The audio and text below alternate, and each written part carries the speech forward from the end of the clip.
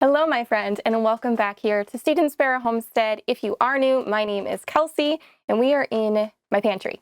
Obviously, it's been a little while since I've done a pantry tour, probably close to a year, since I've showed you things in detail. And I want to do that today because we're almost in January, and when January comes, that means the Three Rivers Pantry Challenge comes as well. I participate in that in the months of January and February. That's put on by Jessica at the Three Rivers Homestead, and I will put her channel as well as her video explaining in detail what the whole challenge is down in the description. So the nice thing about her challenge is that you make the challenge work for you, for your pantry, for your family and your needs, your budget. But the whole idea is to utilize what you have stored in your home before going to the grocery store. A lot of people don't go to the grocery store at all. Some people will set a small budget for fruits and dairy and such. That's what I've done in the past, just a small budget for those items. This year, I'm not setting really any rules for myself, but I do have some goals for myself. And there are some things here that are starting to push 2+ years old. I'm sure they're fine past that, but they do start to lose their nutritional value. And I just want to make sure I'm cycling through everything that I have jarred here. I also have some store-bought cans that I need to go through and check expiration dates. Again, I'm sure they'll be fine past the expiration date, but I want to make sure I'm cycling through, nothing is going to waste. And there are just some things here that I gravitate towards using more. So this also kind of gives me an idea of what I can less of, because I'm not using it like I thought I was. Some things maybe don't like as much. And it can also show me where I need to can more things. So it helps me in planning my garden for next year and my preservation goals for next year as well. So I said I don't really have any rules set for myself. I have more goals in mind than rules this year.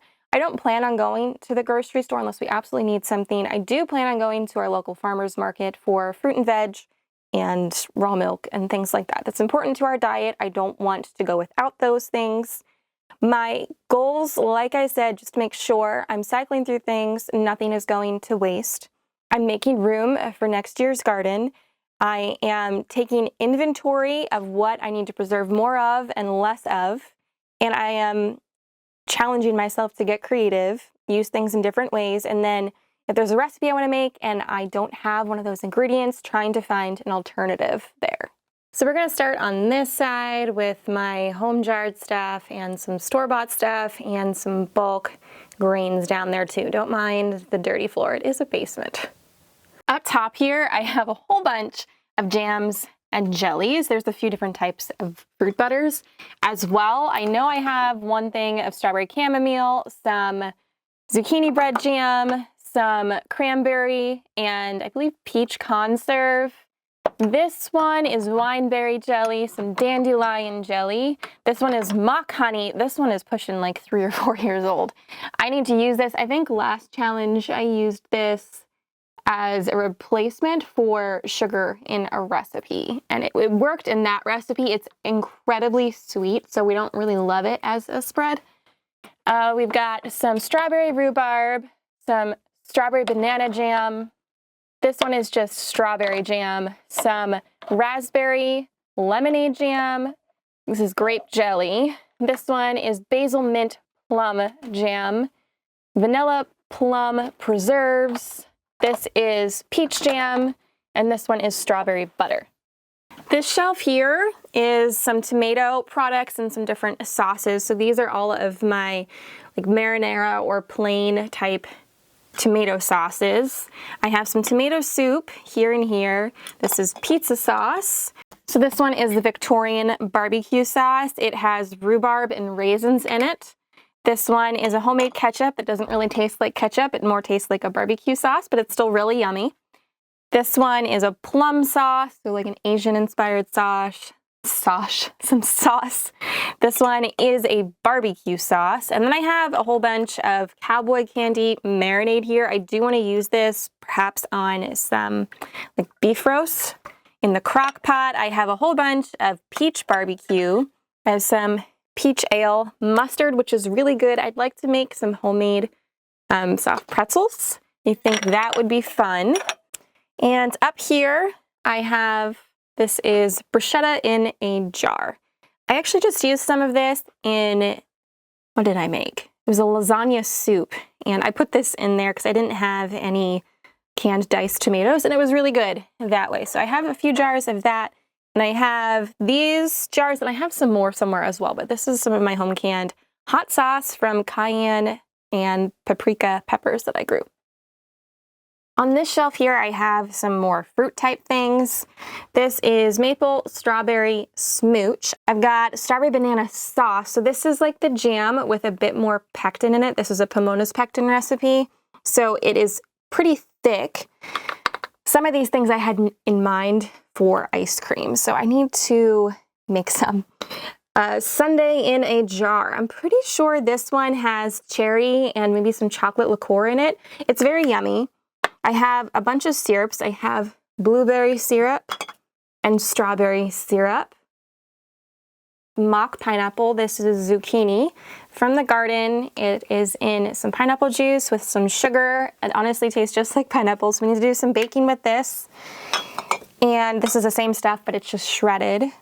I have some strawberry preserves here. I have cherries in syrup, and this is some strawberry lemonade concentrate. This stuff's getting old. I need to use this up. Honestly, it's not our favorite, so that's why it's still down here. A whole bunch of peaches in juice. I do have some honey spiced peaches as well. These I need to use somewhere. It's not, there we go, it's focusing now. These are very, very spiced. I think I said this in the last tour. They have like cloves and cinnamon in here, and it is very, very powerful. So I would definitely cut back on the amount that the book says. This is from the Ball book. So I have to figure out a way to use those. On the bottom shelf here is some more fruits. I have a whole bunch of applesauce. I do a massive load of this each year. I think I probably have 30 pints down here. I will use that as a side, but I also like to use it to bake with. It's also a good egg replacer in baking. So I have that. I have a few jars of apple butter left here. I didn't make any this year. This is from last year. Apple pie filling. I have a bunch of this. I might need to make some apple pies and give them away, or some like turnovers or Pop-Tarts, that sort of stuff. And then I have some cranberry juice down here as well. And then everything else is more veggies and meat. So let's move over there. Up top here is where I keep all of my store-bought stuff. Some things that I personally don't like to can, or I don't think it's worth my time to can. And some things I honestly just find at a really good price and I can't pass it up. Some store-bought tomato sauce, pasta sauce. Up here I have diced tomatoes. I always grab some of this rotel. I like using that in a few recipes.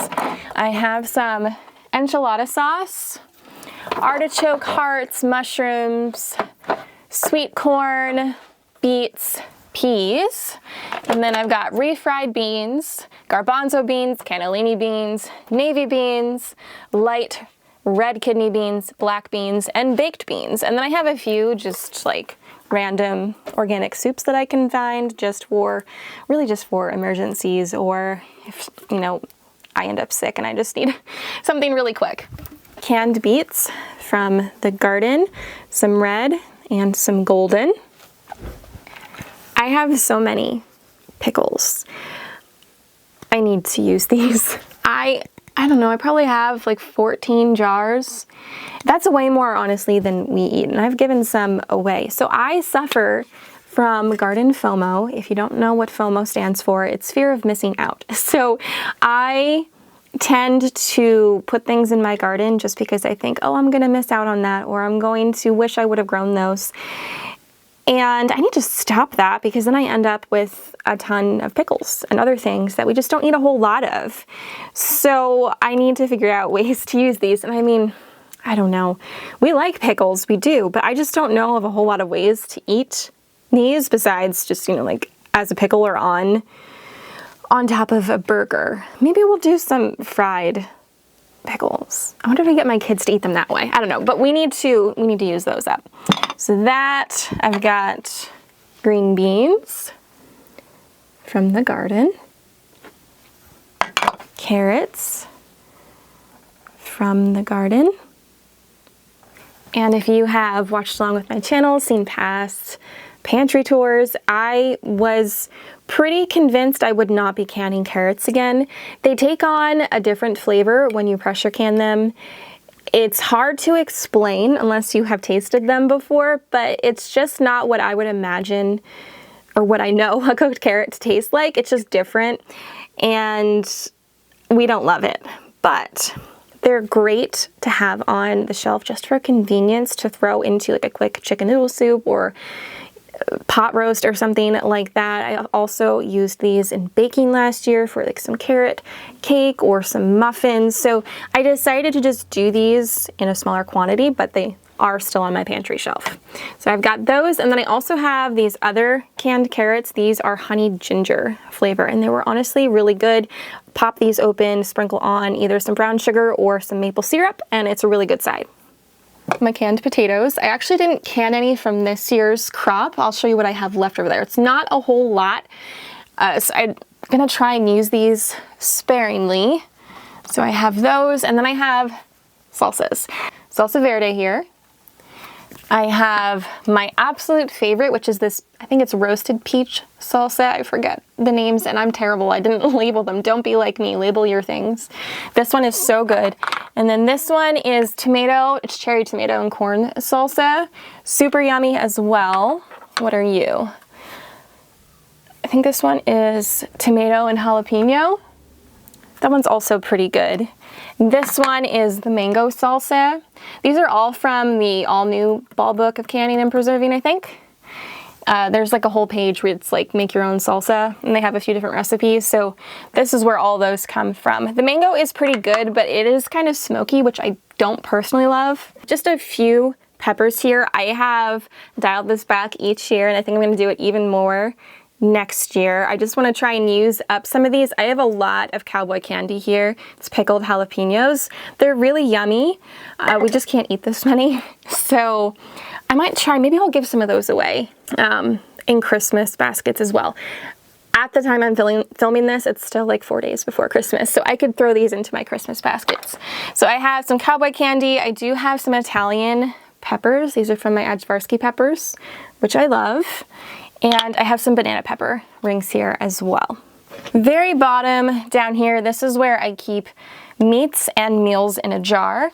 Canned chicken, canned venison, pulled pork barbecue, chicken curry, beef stroganoff.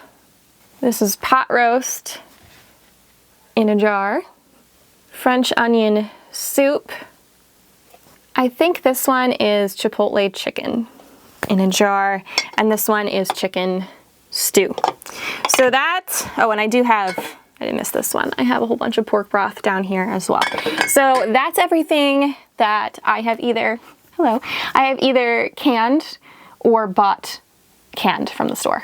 Again, don't mind the messy floors, unfinished basement. So everything down here in these like 5-gallon buckets, I have all of these stored for like long-term storage now. I've worked through everything else. So these are all sealed with Mylar bags and oxygen absorbers. So I'm not too worried about using any of those things up right now. I'm just gonna worry about using the loose, dry goods that I have on the shelf over here. For anyone wondering though what I have stored in these 5-gallon buckets, I have things like rice and oats, wheat berries, sugar, and beans, some pasta, and I think I might have some flour in there as well. And then this one is my Redmond's real salt. That's why it's not sealed. I use it, I draw from it almost every week. Here is what I have left of potato harvest for 2024. Not a whole lot. I actually just came through here and removed all of the eyes. I've said before, we don't have a root cellar. I don't have a good, nice, like cool, dark area. So they're just out here in the open, and we have a coal stove, which is right over there. So they sprout fairly quickly. Some of them are starting to get mushy, not mushy, a little wrinkly. So I want to make these priority. I already have a whole bunch stuck in a box to use for planting. So those are some of the bigger ones, and I do have this box here of some smaller ones, some good little roasting potatoes. We can do some smashed potatoes too. Purple potatoes, you can see they've got some eyes there going on. I'll pop those off because these aren't too far gone. You can still use these. So I've got some purple potatoes back here. Some of them, look at these things, they're like aliens. Just a few sweet potatoes left from the garden. Not a whole lot. I've got 2 trays of them here. I have 2 of these butternut. Why won't it focus? I have 2 of these butternut squash, not butternut squash. And I have quite a few little honey nut squash upstairs, and I think 1 or 2 of my candy roasters I forgot to bring downstairs. So we have those to use as well. Oils, I've got some olive oil, some cooking sprays, some lard, and some coconut oil to use. Some canned fruits. Most of these are fairly new, so I'll use these if we need them or want them, but I don't have to prioritize using those things. Some canned coconut milk, some condensed sweet milk, some evaporated milk, and I believe I have some condensed coconut milk as well. Some different vinegars, some balsamic, some malt vinegar, some apple cider, and some white vinegar back there. And here I've got some condiments, ketchup and mustard. I have some Worcestershire sauce, some different barbecue sauces, some Parmesan cheese, different bouillon.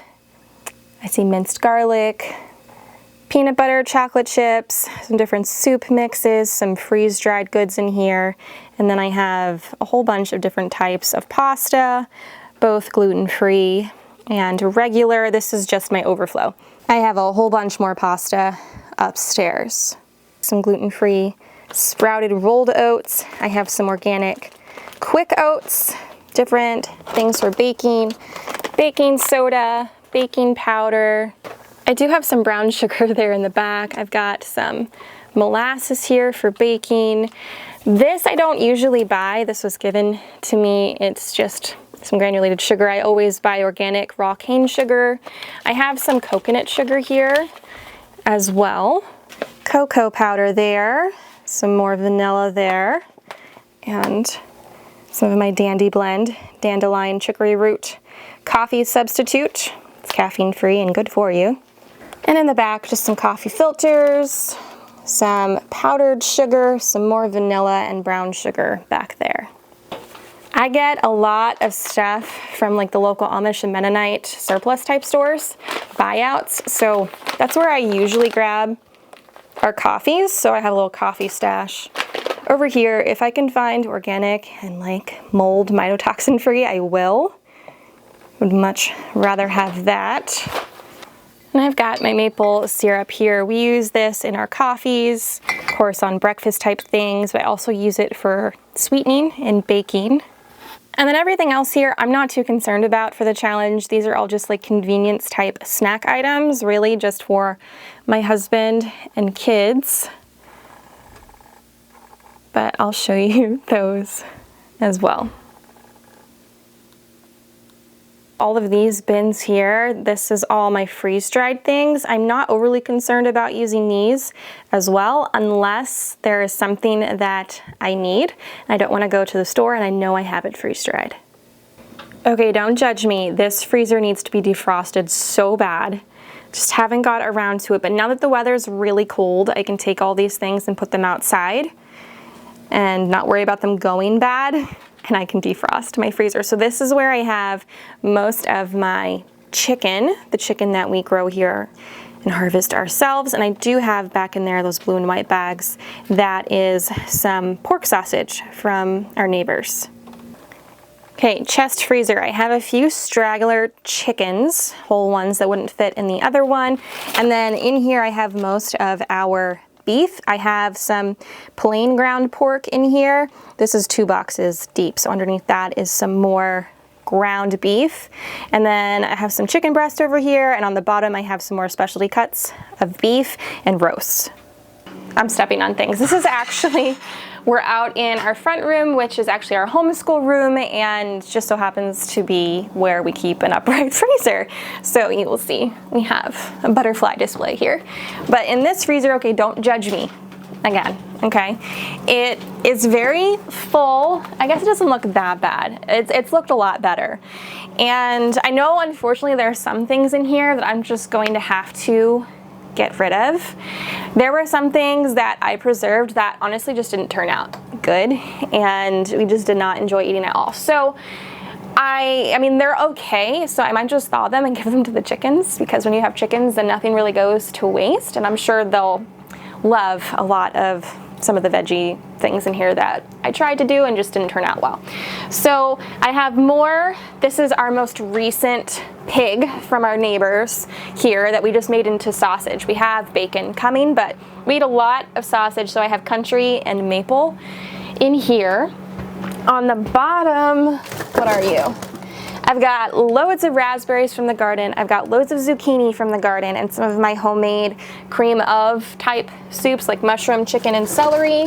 That's in there. I do have some random tomatoes frozen in a bag here from the garden, so I have to figure out a way to use them.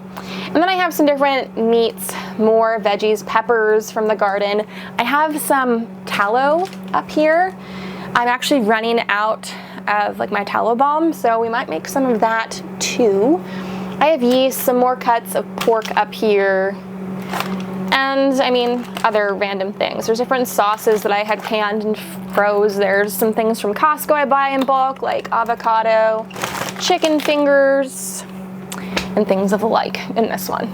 You're gonna hear coughing. I have 2 sickies, which is also why I have tons of medicine out on the countertop. We've had some sort of like upper respiratory thing going on, the 2 kids. One had it and then gave it to the other, so we're on week 2 of sickness. Matt and I are currently unscathed. I am praying we stay that way. We've been taking all of the preventatives, but anyways, you might hear some coughing now that I'm upstairs. This is a disaster right now. My kids go in here like every day and just pull things out and shove them back in. But I have all my spices in here, some of the kids' snacks, and then I have some overflow type things like dry goods, flours, sugars, and I have a whole bunch of pasta. Maybe I'll show you the pasta.